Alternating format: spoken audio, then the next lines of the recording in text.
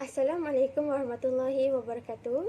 Nama saya Nifatin Adriana binti Muhammad Khamul Zaman dan nombor metik saya adalah D183111118. Hari ini saya akan membentangkan berkaitan hubung kait antara tasawuf dan akhlak. Okey, sebelum saya pergi lebih lanjut, saya ingin terangkan dahulu apa itu akhlak dan apa itu tasawuf. Akhlak adalah sesuatu ilmu yang membahaskan berkaitan tingkah laku manusia, yang mana tingkah laku manusia tu dia adalah baik ataupun buruk. Jadi merujuk kepada tingkah laku manusia tu, kita akan memberikan balasan yang setimpal lah untuk perbuatan mereka, yang mana perbuatan mereka yang baik ataupun perbuatan mereka yang buruk. Muhammad Abdullah Dirus mengemukakan definisi akhlak ni macam, akhlak ni adalah sesuatu kekuatan dan kehendak, yang mana bila benda tu bercampur, ia akan menghasilkan kombinasi yang bagus lah dalam melakukan antara hal yang baik ataupun hal yang buruk. Kita pergi kepada tasawuf. Okey, apa itu tasawuf kan?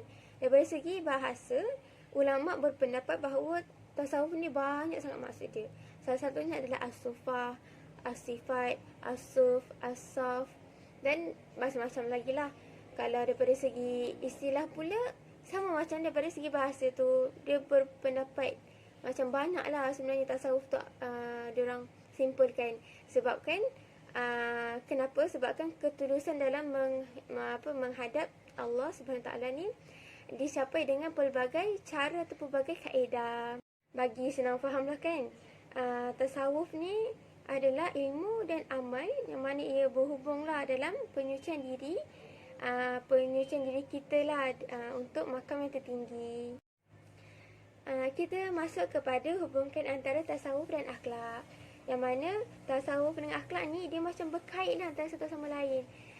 Moral dalam pelaksanaan mengatur hubungan antara manusia dengan manusia, tapi akhlak, tapi tasawuf ni adalah komunikasi antara kita dengan Allah Subhanahu Wa Taala.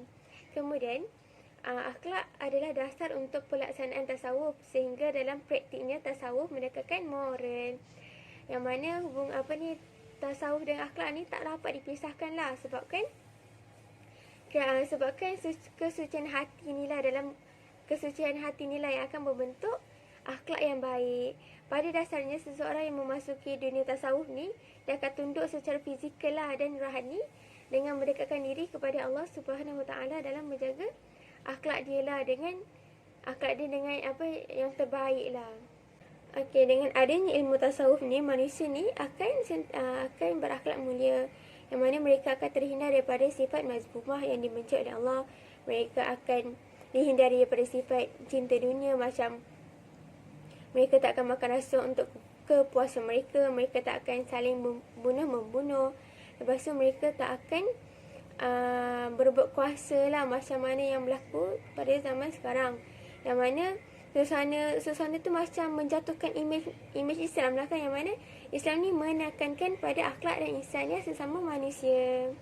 Okey, kita pergi kepada ajaran tasawuf, yang mana dia ada dua, iaitu dalil daripada Al-Quran, dan lagi satu adalah pandangan bahawa perilaku Nabi Muhammad ni lah, yang mana kita pergi kepada pandangan bahawa perbuatan Nabi Muhammad ni lah kan, yang mana para ulama ni mereka menganggap perbuatan Nabi Muhammad ni adalah cerminan dari perilaku tasawuf, yang mana antaranya adalah Nabi Muhammad dia berdiam diri di Gua Hira, lepas tu dia hidup zuhud, kemudian dia hidup bersederhana, dan kemudian dia tak ada cinta terhadap dunia ataupun harta, dan dia akan sentiasa melakukan pendekatan dirilah kepada Allah Subhanahu Wa Taala dengan zikir, doa dan solat. Okey, yang kedua adalah ayat dalam Al-Quran. Ayat Quran ni pun ada unsur-unsur tasawuf dia, yang mana dalam surah Asy-Syams ayat 9, sesungguhnya beruntung orang-orang yang menyucikan jiwanya, dan sungguh merugikan orang yang mengotori jiwanya. Yang mana ayat ni dia kata untunglah orang yang menyucikan jiwanya, iaitu macam tasawuf lah kan. Lepas tu ayat ni dia macam pendorong lah untuk seseorang tu menjaga hati dia lah, untuk pelihara hati dia daripada perbuatan yang buruk. Kita pergi kepada dasar akhlak Islamiah, yang mana dia ada tiga, iaitu kepatuhan kepada Allah Subhanahu Taala. Yang kedua adalah hukum keseimbangan sunnatul di alam. Dan ketiga adalah contoh akhlak Rasulullah, yang mana kita bagi kepada pertama iaitu kepatuhan kepada Allah Subhanahu Wa Taala, yang mana memang sah kita kena patuh kepada Allah, kita kena ikut apa yang Allah suruh kan. Itu adalah akhlak yang baik. Kita ikut apa yang Allah suruh, kita tinggalkan apa yang Allah larang. Yang kedua adalah hukum keseimbangan atau sunnatul di alam. Okey, yang ni macam pelik sikit kan. Okey. Yang ni saya terangkan dia macam lebih kepada ayat ni macam dia lebih kepada untuk manusia macam seimbangkanlah. Contohnya bila kita buat akhlak yang buruk, dia akan jadi merosak lah kan. Dan bila kita buat baik, dia macam seimbangkanlah benda tu. Okey, contoh ayat dia adalah tegakkanlah ketimbangan itu dengan adil dan janganlah kamu mengurangi neraca itu. Dan surah Rahman ayat 7 ayat 9. Nah, yang ketiga adalah contoh daripada Rasulullah sallallahu alaihi wasallam, yang mana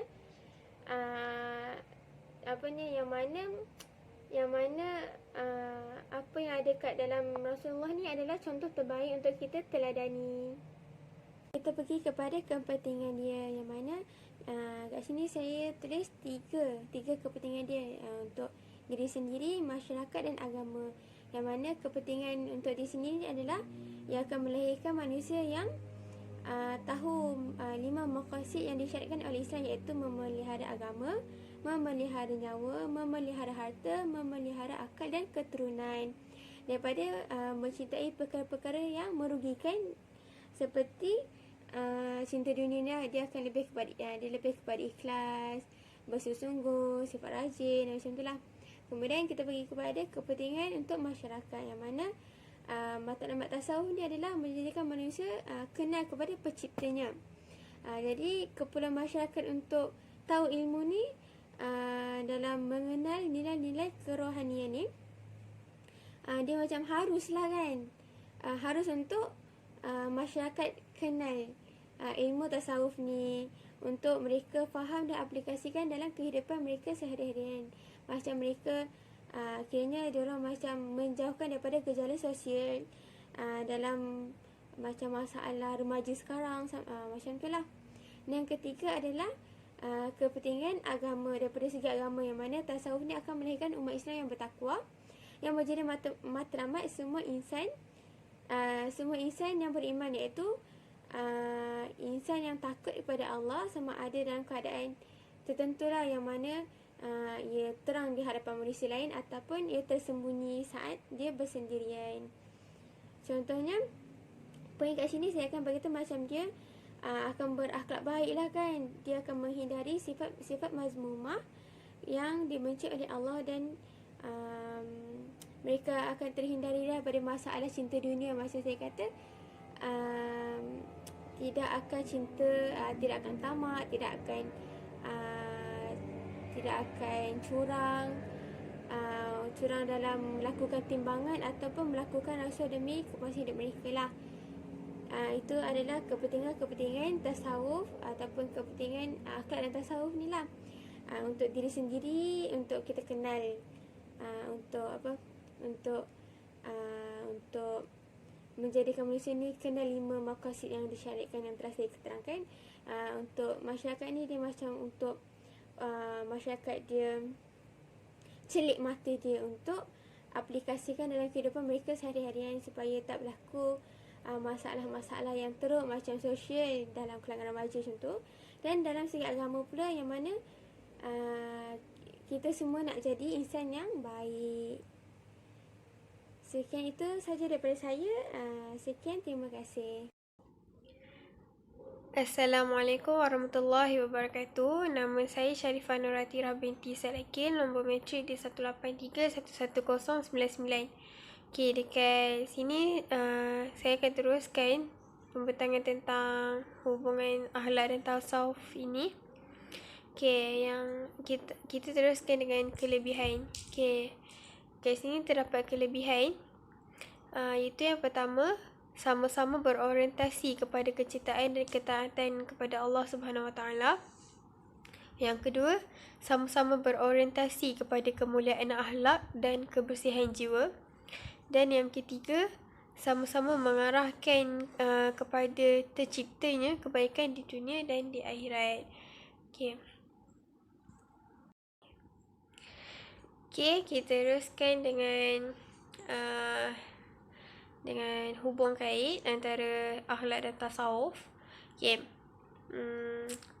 Kat sini terdapat 5, iaitu amalan, lisan, tubuh badan, perbuatan dan hati.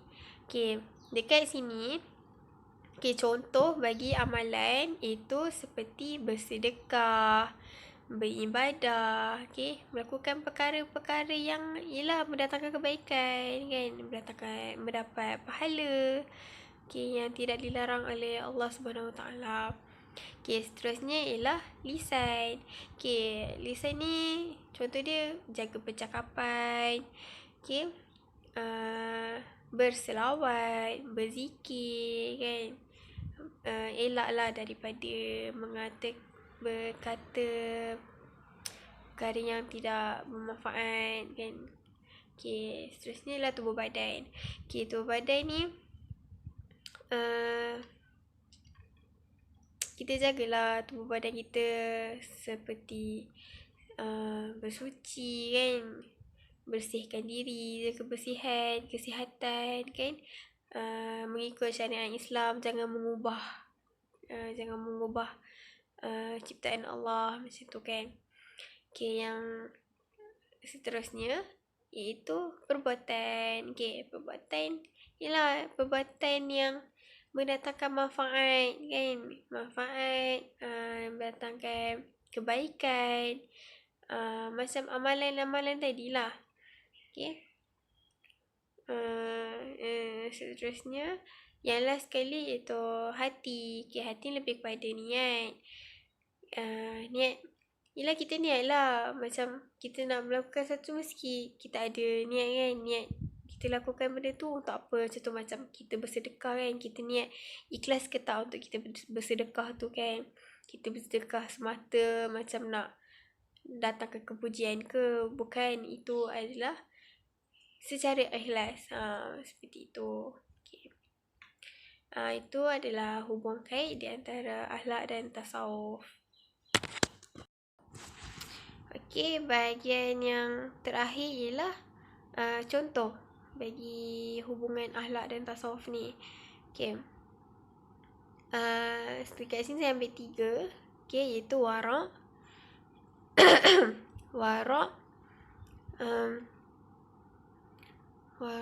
fakir dan sabar. Wara' ni, yang pertama sekali, wara' ni adalah satu kedudukan kerohanian yang mesti dilalui oleh seseorang yang mengambil jalan sufi. Maksud wara' kat sini, dari segi bahasa, menjauhkan diri dari dosa. Dari segi bahasa, menjauhkan diri daripada dosa, lemah, berhati lembut dan pengecut. Dekat sini, ahli sufi memberikan pelbagai definisi mengenai wara' ni berdasarkan pengalaman dan pemahaman masing-masing. Salah satunya, contohnya macam Ibrahim Ibnu Adham mengatakan bahawa wara' adalah meninggalkan syubhat, sesuatu yang sebenarnya ragu, dan meninggalkan sesuatu yang tidak berguna. Yang seterusnya pula Ash-Shibli memberi pemahaman yang lebih mendalam, itu bahawa wara' adalah menjauhkan diri dari segala sesuatu lain selain daripada Allah Subhanahu Wa Taala. Wara' ni kira macam apa yang saya faham lah, orang ni adalah orang yang alim, kan. Memang kita nampak dia tu bersih lah daripada dosa, kan. Yang seterusnya itu fakir. Fakir ni berasal dari kefakiran ni berasal daripada kata fakir lah. Tapi fakir kat sini dia bukan fakir miskin harta ke apa, bukan. Dekat sini fakir yang bermaksud, yang secara harfiah lah, bermaksud keperluan orang fakir adalah orang yang selalu merasa memerlukan Allah. Maknanya kalau dia tak, macam dia perlukan Allah tapi dia tak dapat nak capai apa yang dia perlukan tu, itu bermakna dia fakir. Okay. Contohlah macam saya tak nak pun suatu benda tu.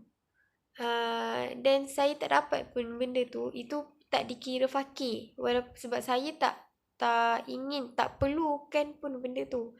And saya tak dapat benda tu, itu tak dikira fakir. Tapi apa yang kita hendak dan apa yang kita perlu, seperti kita memulakan Allah Subhanahu Wa Taala. Okay, tapi macam kita tak dapat nak capai apa yang kita perlu tu, itu bermakna fakir. Fakir yang bermaksud di sini adalah macam tu. Okay, bukan fakir miskin daripada segi harta ke, bukan. Okay, yang terakhir ialah sabar. Okay, ialah macam ahli sufi ni memang masa mereka menjalankan sufi ni kan, mereka kena banyak bersabar kan dalam setiap ujian kan, keadaan atau kedudukan rohani yang mesti dilalui lah. Seorang yang sedang menjalani sufi ni memang wajib kena bersabar macam tu. Sebab dalam Al-Quran pun terdapat banyak ayat yang memerintahkan manusia untuk bersabar, dan Allah ni memang memuji kita ni sebagai hamba dia untuk bersabar. Tambah lagi mereka yang beriman kan. Okay, itu sahaja daripada saya. Terima kasih. Okay, penutup dia adalah kehadiran tasawuf ni dia akan melatih manusia agar memiliki ketajaman batin dan kehalusan budi pekerti, yang mana kalau diorang ada masalah, diorang akan lalui dengan pertimbangan yang baik lah, supaya mereka tidak akan tersesat. Mereka tidak akan melakukan perkara yang dibenci oleh Allah Subhanahu Wa Taala. Dengan cara inilah tasawuf akan membuatkan manusia ni melakukan perbuatan yang istiqomah. Macam contohnya jiwa yang selalu diisi dengan nilai-nilai insaniah dan mempunyai pegangan yang kuatlah dalam hidup dia.